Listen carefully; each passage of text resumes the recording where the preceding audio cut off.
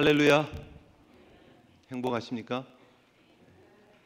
주 안에서 하나님의 백성다운 모습 드러내며 행복한 주님과의 동행 되시기를 주님 이름으로 축복합니다. 굉장히 어렵습니다. 굉장히 쉽지 않습니다.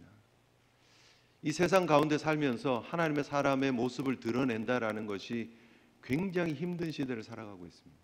왜냐하면 세상이 우리에게 보여주고 있는 가치들이 우리 기독교적인 가치, 성경의 가치와 정면적으로 부딪히기 때문에 점점 더 심각해집니다.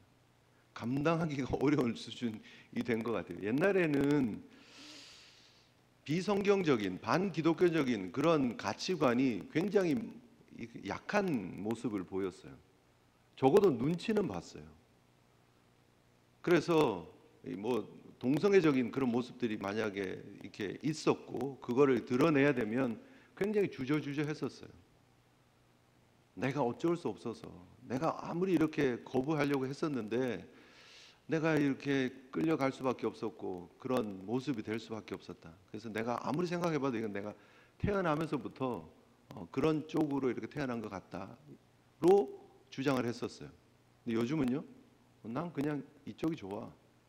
난 그냥 저쪽이 좋아. 난 내가 남자라고 생각해. 난 내가 여자라고 생각해. 그리고 그쪽으로 살 거야. 그리고 결정하면 그렇게 사는 거예요. 그리고 거기에 대해서 누가 왈가왈부하면 그만 얘기하라고, 됐다고, 듣고 싶지 않다고 얘기를 하는 시대를 살아가고 있습니다. 그리고 그게 이제는 굉장히 주류가 되어져 버린 듯한 모습이에요. 지금 올림픽이 진행되고 있습니다. 프랑스 파리에서. 그 파리의 올림픽을 하면서 그들이 강조하고 있는 단어가 있습니다. 사랑. 사랑의 도시다라고 얘기를 합니다. 그런데 그 사랑이라고 하는 그 단어의 정의가 굉장히 이상해져 버렸어요. 우리가 생각하는 굉장히 고상한 아름다운 그런 숭고한 사랑의 단어가 아니고요. 내가 느끼고 즐기고 탐닉할 수 있는 그런 사랑을 이야기를 하는 것 같아요. 굉장히 성적입니다. 굉장히 쾌락적입니다. 그리고 그것을 이야기를 하면서 그걸 사랑이래요. 혹시 개막식 보셨습니까? 문제되는 장면들 쯤은 혹시 뉴스에 이렇게 나오기도 했었는데 짚고 넘어가고 계시는지 모르겠습니다.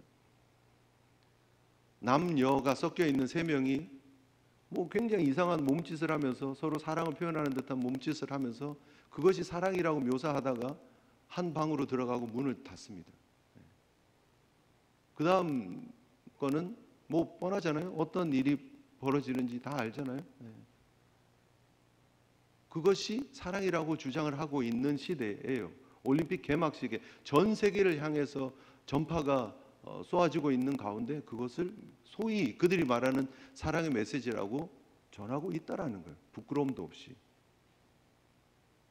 더 심각한 문제가 하나 있었죠. 저는 무슨 패션쇼 하는 영상이었나라고 하다가 갑자기 중간에 예수님의 성만찬을 패러디하는 그런 남자가 여자의 복식을 하고 모습을 하고 또 남자의 모습을 하고 막 뒤엉겨 있는 사람들이 성만찬을 패러디하는 그런 모습의 영상이 전 세계적으로 노출이 되었습니다. 그리고 그런 것들을 품어주고 이해하고 받아들이는 포용성, 다양성을 인정하는 것이 그게 깨어있는 모습이다라고 얘기를 하고 있는 시대예요. 올림픽 개막식에 전 세계를 향해서 당혹스럽기 그지 없습니다. 정말 정신 바짝 차려야 됩니다. 이게 유럽의 문제냐, 프랑스 정말 급진적인 그런 모습이냐, 그렇게만 치부할 수 없는 것이 미국 안에도 그런 모습들이 벌어지고 있다는 거예요. 다양성을 포용해야 된다라고 하는 포용 정책, 인권을 보호해야 된다는 인권 정책, 그 미명하에 모든 것들이 다 용납되어지고 있는 시대, 성경적인 가치관이 부정되어지고 있는 시대를 살아가고 있다는 거예요. 지난 7월 15일 날 캘리포니아에서 주지사가 서명을 했습니다. 게빈 뉴섬이 AB 1955 법안을 통과시켰습니다. 서명하면서. 그 법안의 제목이 뭐냐 하면 트랜스젠더 학생 보호 법안이에요. 그래서 공립학교에 다니고 있는 유치원부터 고등학생까지 공립학교를 다니는 모든 자녀들이 자신들의 성 정체성을 스스로 결정할 수 있고 그 결정된 선택을 부모에게 연락하지 말라는 거예요. 부모에게 연락을 하면 부모들이 압력을 가해서 아이들이 결정하는 것을 뒤집어 놓으려고 할 것이기 때문에 연락하지 마. 학교에서는 통보하지 마예요. 그래서 아이들이 유치원 아이부터 초등학교, 중학교, 고등학교 아이들이 스스로 자신들의 성 정체성을 자율적으로 결정하고 그것을 보호받고 지킴을 받아야 된다라고 말하고 있는 법안이에요. 미성년자잖아요. 그 아이들이 건강한 판단을 할 수 있습니까? 부모의 역할은 그럼 도대체 뭐냐는 거예요. 근데 그게 7월 15일 날 법안에 서명이 되면서 확정되었습니다. 우리가 살고 있는 시대예요. 그래서 많은 자녀를 가진 캘리포니아의 그 자녀를 가진 학부모들이 캘리포니아를 떠나요. 여기서 아이들 못 키우겠다. 그래서 좀 더 보수적이고 좀 더 성경적인 가치관을 가지고 있는 텍사스로 이주를 굉장히 많이 하고 있어요. 지금 기업들만 움직이고 있는 게 아니고요, 많은 젊은 가정들 이동하고 있습니다. 눈여겨봐야 됩니다. 지혜롭게 세상을 볼 줄 알아야 됩니다. 세상의 기준은, 가치는 딱 하나를 향해서 흘러가고 있습니다. 극단적 쾌락주의. 내가 기준이고요, 내 기분에 좋으면 좋은 거고요, 내가 맞다라고 하면 맞는 거예요. 그래서 정말 그 즐거움의 끝을 향해서 막 달려가고 있어요. 먹는 것의 즐거움의 끝, 성적인 쾌락의 즐거움의 끝, 또 어떤 모든 사람들이 인정의 그 끝을 향해서 막 달려가는, 사람들이 인정해 주기만 한다면, 칭찬만 한다면, 내 마음에 기쁨이 있다라면 뭐든지 하는 시대를 살아가고 있다라는 거예요. 그래서 어떻게 살아야 됩니까? 다시 성경으로 돌아가야 되고 다시 하나님 주신 기준으로 돌아가야 합니다. 그래서 이 시대에 하나님이 원하시는 경건한 삶, 구별된 삶을 살아가야 한다라는 거예요. 하나님이 정말 기뻐하시는, 하나님이 거룩하시니까 하나님의 백성들에게 요구하시는 너희들도 거룩해라 라고 하는 그것을 지키며 살아가야 된다라는 거예요. 그래서 우리가 지금 이제 지난주 아닌 그 전 시간에 우리가 살폈던 하나님이 원하시는 삶의 모습이 무엇일까에 대해서 우리가 고민을 해야 되는데, 결국 다시 말씀으로 돌아간다라고 하는 것이 이렇게 오해되면 안 된다는 거예요. 율법을 지키는 모습으로, 도덕을 지키는 모습으로 돌아가면 안 된다는 거예요. 예수님께서 이 땅에 오셔서 선포하시는 복음의 핵심, 예수님이 선포하시는 하나님의 나라의 핵심은 율법의 말씀을 문자적으로 하나씩 잘 지켜서 서로 비교하고 점수가 더 높은 사람은 하나님으로부터 인정받고 하나님 나라에 들어간다가 아니다는 거예요. 그렇게 율법을 사랑하고 말씀을 잘 지킨다고 하는 바리새인들의 모습을 보니까 자기들 드러내기에 바쁘더라는 거예요. 자기들 드러내기에. 결국 그 신앙이 우상이 되어져 버리는, 신앙 생활이 우상이 되어져 버리는 거예요. 말씀을 잘 지키는 게 우상이 되어져 버리는 거예요. 오늘 오후에 우리가 성경 공부를 통해서 조금 더 살펴보려고 하는 내용이 여기 있습니다만, 결국 하나님의 자리에 내가 대신하고 있는 거예요.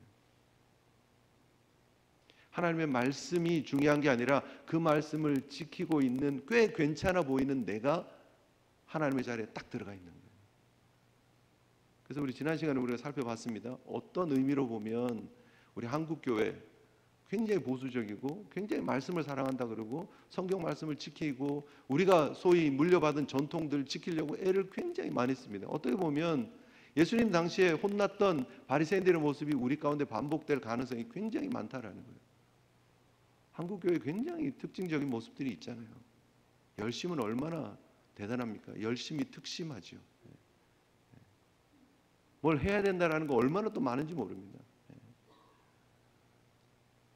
그죠? 기도할 때 주여도 3번 불러야 돼요. 성부, 성자, 성령 하나님을 부르는 건지 3창을 해야 돼요. 한 번 부르면 왜 한 번밖에 안 부르지? 이렇게 생각하는 분들이 막 있는 공동체의 모습은 아닐까. 물론 열심히 특심인 건 좋지만 그 열심을 통해서 내가 드러나기 시작하면 문제가 된다는 거예요. 말씀을 문자적으로 지키려고 하는 것이 전통이 되어져 버리면 결국 그것으로 점수를 매기는 거예요. 평가를 하는 거예요. 남과 비교하는 거예요. 내가 좀 잘하는 것 같으면 우월해지는 거예요. 그리고 어떻게 돼요? 남을 판단하는 거예요. 정죄하는 거예요. 비판하는 자가 되는 거죠. 내 눈에 들보는 보지 못하고 남의 눈에 있는 티끌은 보고 막 틀렸다고 얘기를 하는 모습이 되어져 버리는 거예요. 그러면서 남들로부터 인정받고 상석에 앉으려고 하고 높아지려고 하고, 그 문제가 우리 예수님께서 지적하고 있는 문제다라는 거예요. 좋은 출발이었어요. 근데 시간이 지나면서 그 의도와 동기가 사라져 버렸기 때문이죠.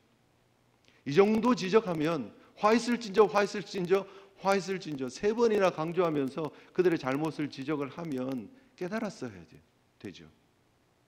스스로를 돌아보면 말씀 앞에 자신을 비춰보면서 다시 하나님 앞에 정말 잘못했습니다 하고 엎드리는 게 맞는 거죠. 예수님께 어쩌면 이렇게 우리의 잘못을 정확하게 지적을 하십니까? 정말 굉장히 부끄럽습니다. 어떻게 하면 될까요? 라고 예수님 앞에 나갔어야지 맞죠. 그런데 오늘 계속되어지는 그 식사 자리에서 45절은 이렇게 이어지고 있습니다. 한 율법 교사가 예수님께 당당하게 나아갑니다. 그리고 굉장히 흥분한 어조로 이렇게 얘기를 하죠. 선생님, 이렇게 말씀하시니 우리에게 모욕하심입니다. 굉장히 막 흥분되어져 있어요. 율법 교사가 누구입니까? 성경을 필사하는, 성경을 복사하는 서기관들을 이야기를 하는 거예요. 그래서 여러분 오늘 본문 뒤에 가서 보시면 53절에 거기서 나오실 때 서기관과 바리새인들이 거세게 달려들었다 이렇게 표현하고 있죠. 결국 엄밀히 말하면 율법 교사라고 하는 표현은 서기관을 얘기를 하는 거예요.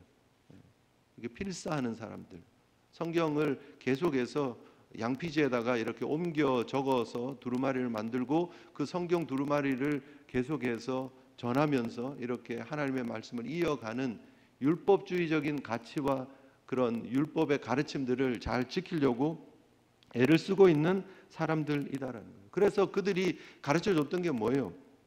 박하와 운양과 채소의 11조를 잘 들어야 된다. 안식일 잘 지켜야 된다. 일하면 안 된다. 무거운 거 들면 안 된다. 불 켜면 안 된다. 불 끄면 안 된다. 그래서 오늘날도 자동차를 못 타는 거예요. 자동차 엔진에 불이 붙어서 점화가 되는 그 스파크 플러그가 계속 불을 켰다 껐다를 통해서 엔진 실린더가 움직이고, 그래서 차가 움직이기 때문에 그 차를 못 쓰는 거예요. 불 켜고 끄는 일이기 때문에. 엘리베이터 버튼을 누르면 일하는 거가 되기 때문에 엘리베이터 버튼을 못 누르. 이미 우리가 나눴던 내용들이니까 간단하게 하고 넘어가겠습니다. 그래서 디테일한 걸 막 만드는 거예요. 디테일한 거. 돼지고기 못 먹는 거는 뭐 기본이고요. 갑각류 먹으면 안 되고, 심지어 새우깡도 먹으면 안 되고. 굉장히 디테일해집니다. 굉장히. 옷은 어떤 의류가 돼야 되고, 이게 옷이 섞이면 안 되고, 그래서 심지어 옷 입는 것도 랍비들이 어프로브를 해줘야 돼요. 무슨 천으로 만들었는지 섞여 있는 혼방 안 돼요. 그런 디테일한 것들을 만들어가기 시작하는 거예요. 그러면서 그걸 잘 지키게 하는 사람이 누구냐? 율법 교사였어요. 굉장히 중요한 타이틀입니다. 사실은 마태복음에 보면, 다른 복음서들을 보면 굉장히 그냥 서기관이라고 표현하고 있는데 왜 누가는 굳이 율법 교사라고 얘기를 할까? 율법을 잘한다는 사람들이기 때문에. 그런데 그 율법을 잘한다는 사람들이 율법을 왜곡하고 있기 때문에, 율법을 잘못 가르치고 있기 때문에 누가는 굳이 서기관을 율법 교사라는 타이틀을 붙여가지고 설명을 하고 있는 거예요.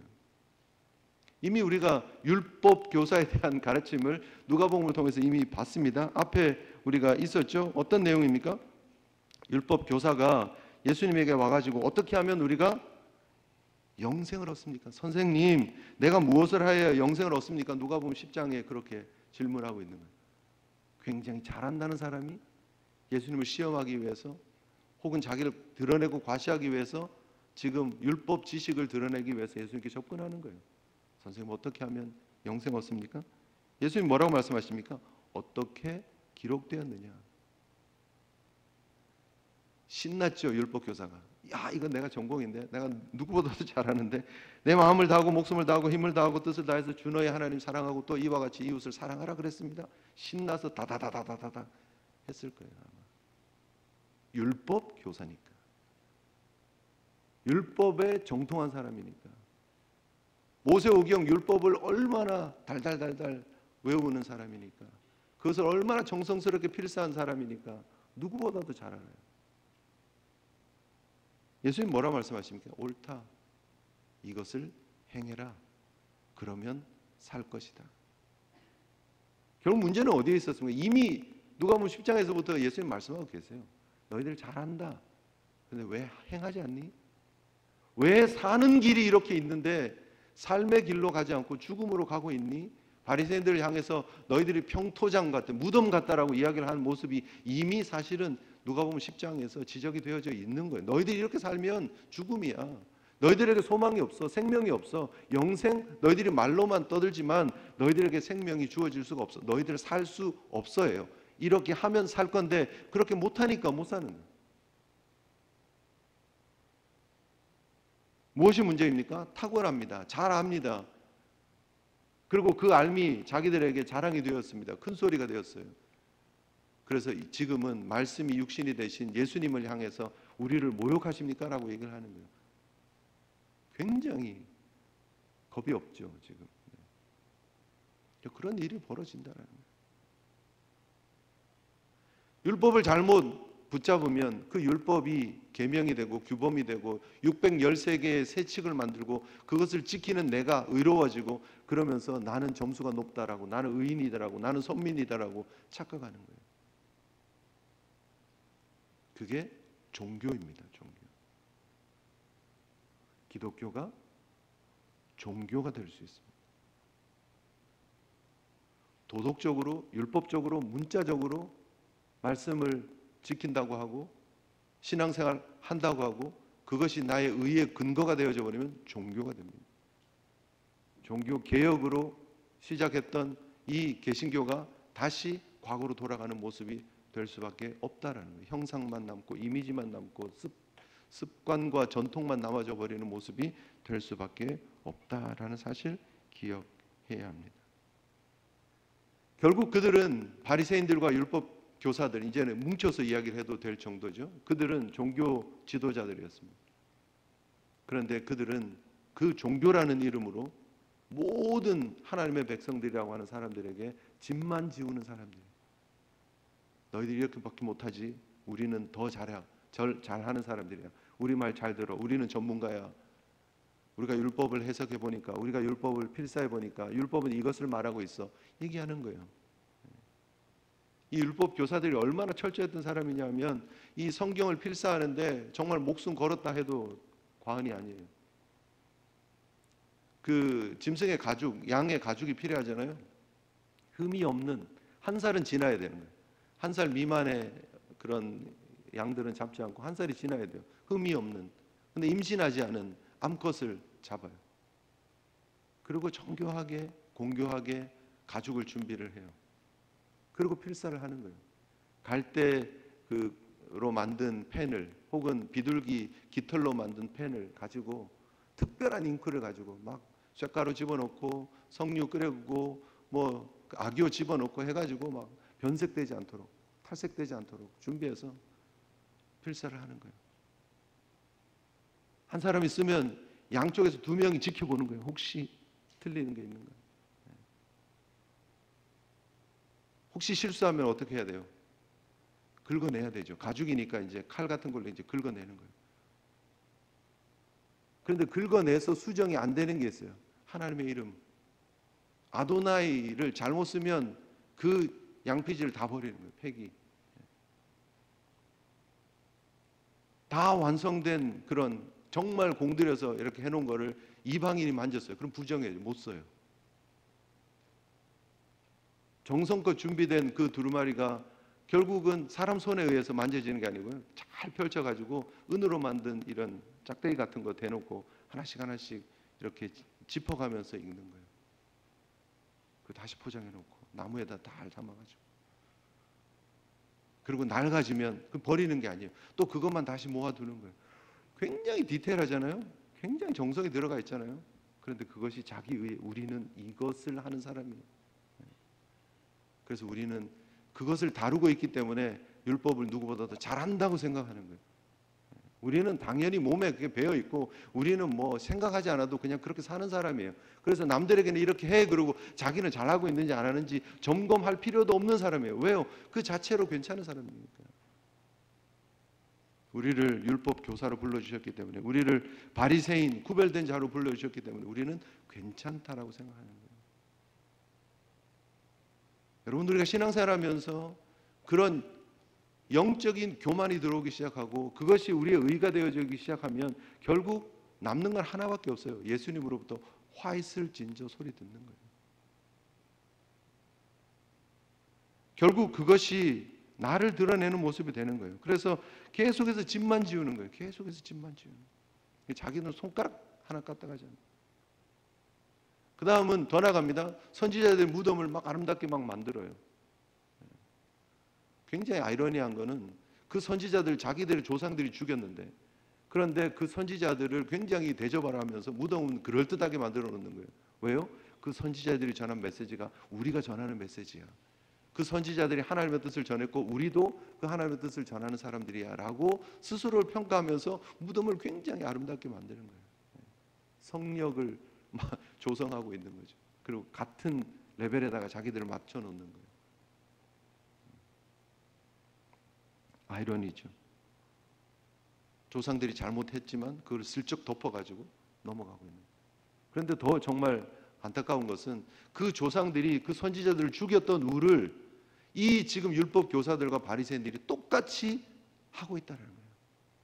선지자들을 보냈는데 말을 듣지 않고 선지자들을 죽였던 그 조상들이 너무너무나 대책이 없어서 하나님께서 하나님의 아들 예수 그리스도를 직접 보내셨는데 그 예수 그리스도를 십자가에 죽게 했던 자들이 바로 이 자들이다.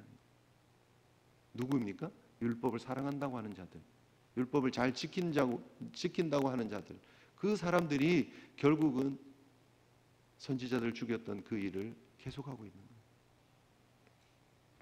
엄청나게 아이러니죠. 안타까운 모습이죠. 바로 이것이 예수님이 책망할 수밖에 없었던 율법주의자들의 모습이에요. 종교로 타락해버린 하나님의 사랑, 하나님이 하나님의 백성으로 삼으시고 하나님이 그들의 하나님이 되어주신 그 관계는 다 없어져 버렸어요. 그 사랑은 다 사라져 버렸어요. 그리고 문자만 남았어요. 형식만 남았어요. 오늘날 우리가 섬기고 있는 하나님, 그 하나님 주시는 형태, 예배의 모습, 어떤 규범들, 전통들 물론 소중합니다. 그러나 정말 중요한 것은 하나님이 예수 그리스도를 통해서 우리와 맺으신 그 관계예요. 하나님 우리를 얼마나 사랑하고 계시는지, 하나님 우리를 얼마나 사랑하셔서 예수 그리스도 이 땅에 보내셨는지, 하나님 우리를 얼마나 사랑하셔서 그 율법으로 완성할 수 없는 것을 예수 그리스도를 통해서 완성시켜 주시고 우리에게 그 의를 덧입혀 주셔서 우리를 의롭다 해주셨는지, 우리를 양자 삼아 주셨는지, 그것을 기억하고 감사하며 감격하며 신앙생활을 하는 것이 신앙의 본질인 줄 믿으시기를 바랍니다. 그게 아니면 복음이 아니에요. 그게 아니면 기쁨의 소식이 아니에요. 계속 집만 지우는 거예요. 신앙생활 하시는 것에서 여러분 기쁘십니까? 행복하십니까? 예수 믿는 게 너무 좋습니까? 왜요? 하나님이 우리를 사랑해 주셔서, 하나님이 우리를 하나님의 자녀 삼아 주셔서 그 은혜 가운데, 그 사랑 가운데 살기 때문에 신앙생활은 재밌는 거예요. 일주일에 한 번씩 교회를 이렇게 매번 가야 돼? 가 아니라 하나님 앞에 갈 때마다 이렇게 헌금을 드려야 돼? 가 아니라 교회 생활하면 뭐 이렇게 시키는 게 이렇게 많아? 가 아니라 하나님 사랑해서, 하나님 사랑이 너무 좋아서 내가 하나님 앞에 매일 가서 예배 드렸으면 좋겠는데 일주일에 한 번이라도 이렇게, 일주일에 두 번이라도, 일주일에 세 번이라도 내가 새벽 예배도 오고 수요 예배도 오고 주일 예배도 오고 와서 하는 것이 내 의가 아니라 내 기쁨이에요. 내 행복이에요. 그래서 주님 앞에 나오는 거예요. 특별한 자리에 나가는 기쁨이 있잖아요. 하나님 주신 축복을 축복으로 누리시는 저와 여러분들 되시기를 주님 이름으로 축복합니다. 복음은 기쁜 소식입니다. 복음은 멍해가 아닙니다. 주님 주신 멍해는 쉽고 가볍다 그랬어요. 지면 행복한 거예요. 주님과 함께 가기 때문에. 알고 보니까 주님이 다 지고 가시고 우리는 지었다라고 하는 이름만 주시는 거예요. 이름표만. 기독교인, 그리스도인은 우리가 십자가를 지고 가는 사람이 아니라 주님이 지신 십자가 기억하고 따라가는 거예요. 너무 힘들어하지 마세요. 굉장히 재미없는 신앙생활 되는 거예요. 내가 뭔가를 했다고 해서 큰 소리 치지 마세요. 자기 모순이고 자기 당착입니다. 결국 아벨의 피로부터 사가랴의 피까지 그 모든 것이 자기들에게 오는 거예요. 조상들이 했던 거 자기들이 똑같이 하면서 계속해서 하고 있는 거예요. 지금 이제 구약의 선지자들을 이야기할 때 역대기까지를 이렇게 이야기를 하기 때문에 아벨부터 사가랴까지라고 이야기를 하는 것입니다. 그렇게 이해하시면 되고, 우리가 가지고 있는 구약은 말라기까지지만 여기는 역대기까지다 이렇게 보시면 됩니다. 그래서 역대기까지에 기록된 선지자의 이름이 거명되었다. 어쨌든 그들의 레거시를, 그들의 유산을, 그들의 전통을 이어받는다고 하면서 그들을 죽였던 조상들의 모습이 반복되어지고 있어요. 율법주의의 폐해죠. 나는 달라예요. 나는 달라. 나는 괜찮아예요. 나는 특별한 사람이에요. 그런데 여러분, 우리는 그렇지 않습니다. 우리가 특별해서가 아니라 하나님이 우리에게 베푸르신 은혜가 특별해서 우리가 하나님의 사람이 된 줄 믿으시기를 바랍니다. 우리는 아무 자격 없고 아무 조건으로 우리를 큰 소리 내고 드러낼 만한 자격이, 조건이 없지만 하나님의 전적인 은혜와 사랑으로 우리를 하나님의 자녀 삼아주신 줄 믿으시기를 바랍니다. 그래서 그 율법으로 완성할 수 없었던 것을 예수 그리스도께서 직접 우리를 대신해서 담당하시기 위해서 이 땅에 오셨고, 예수님께서 그 놀라운 은혜의 비밀을 지금 이들에게 보여주고 비춰주고 있는 거예요. 그런데 그 은혜를 거부한 거예요. 결국 왜 율법 교사들과 바리새인들이 안타깝냐? 하나님이 은혜를 보여주셨지만 그 은혜를 거부하는 거예요.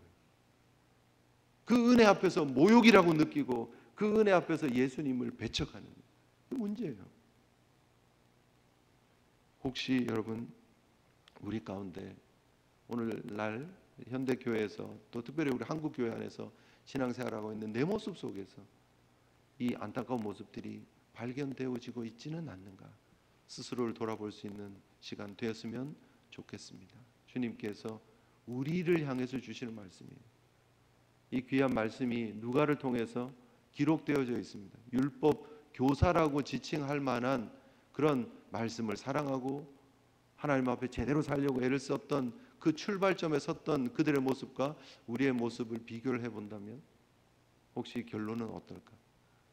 사실 하나님의 은혜로 덮어주시지 않으셨다면 이 바리새인들과 율법 교사들이 책망받았던 그 모습이 우리에게도 똑같이 나타날 수밖에 없다라는 것.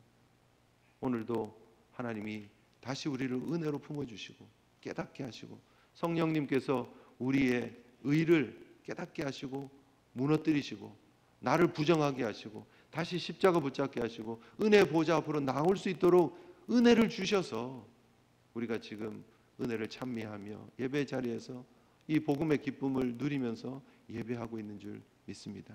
사랑하는 성도 여러분, 하나님 주신 그 은혜 잊지 마시고 더 도덕적인 사람 되려고 애쓰지 마세요. 하나님 사랑하는 사람 되려고 애쓰세요. 하나님이 나에게 베풀으신 복음에 감격하는 사람이 되세요. 그러면 누가 뭐라 그래도 더 뛰어나고 훌륭한 도덕을 실천할 수 있는 사람이 되는 거예요. 말씀을 지키는 사람이 되는 거예요. 하나님의 뜻이 거기에 있는데 우리가 딴짓 하겠습니까? 우리가 이웃을 사랑하지 않을 수 있겠습니까? 누구보다도 더 괜찮은 삶을 살아낼 수 있어요. 왜요? 하나님 사랑하니까. 하나님과의 관계가 있으니까. 하나님의 은혜가 있으니까. 다시 한번 우리를 향해서 오신 예수 그리스도의 사랑을 여러분 기억하시고 그 사랑에 집중하시고 그 사랑에 푹 빠지셔서 행복한 믿음의 여정을 잘 걸어가시는 저와 여러분들 되시기를 주님 이름으로 축복합니다. 그러므로 우리가 긍휼을 하심을 받고 때를 따라 돕는 은혜를 얻기 위하여 은혜의 보좌 앞으로 담대히 나아갈 것이니라. 금주의 말씀입니다. 은혜의 보좌 앞으로만 달려갈 수 있는 우리 귀한 제일 성도들 되시기를 주님 이름으로 축복합니다. 우리 오늘 받은 말씀 생각하시면서요, 우리 함께 은혜라는 찬양 우리 함께 불렀으면 좋겠습니다. 가사를 잘 생각하시면서요, 우리 된 것이 다 하나님의 은혜임을 고백하는 시간 되었으면 좋겠습니다.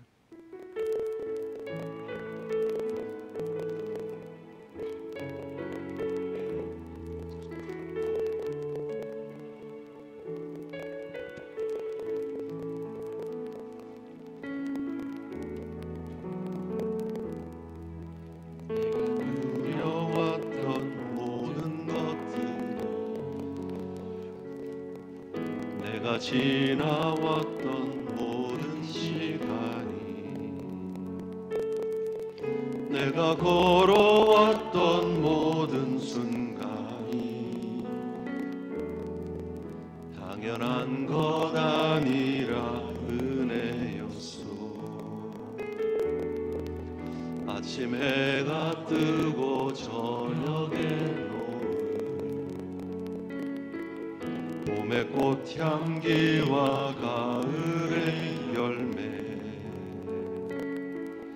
변하는 계절의 모든 순간이 당연한 것 아니라 은혜였소.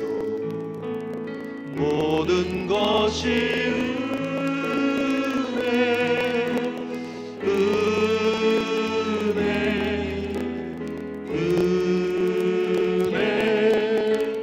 한없는 은혜. 내 삶에 당연한 것 하나도 없었던 것은 모든 것이 은혜였어. 내가 이 땅에 태어나 사는 것,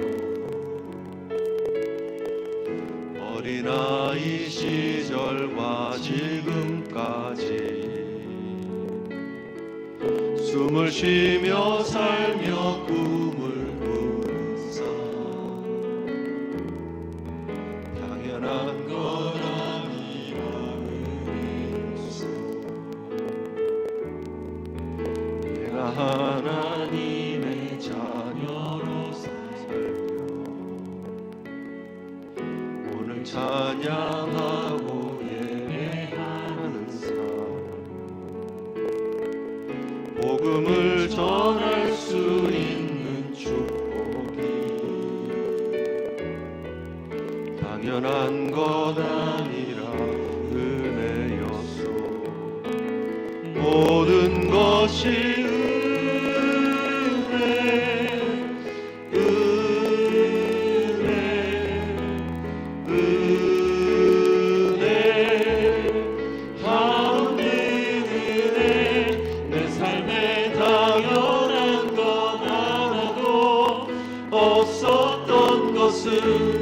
모든 것이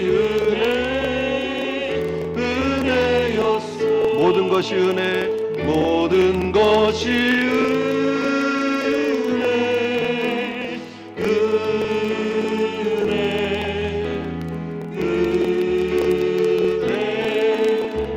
하늘 은혜. 내 삶에 당연한 것 하나도 없었던 것은 모든 것이 은혜였소. 모든 것이 은혜, 모든 것이 은혜,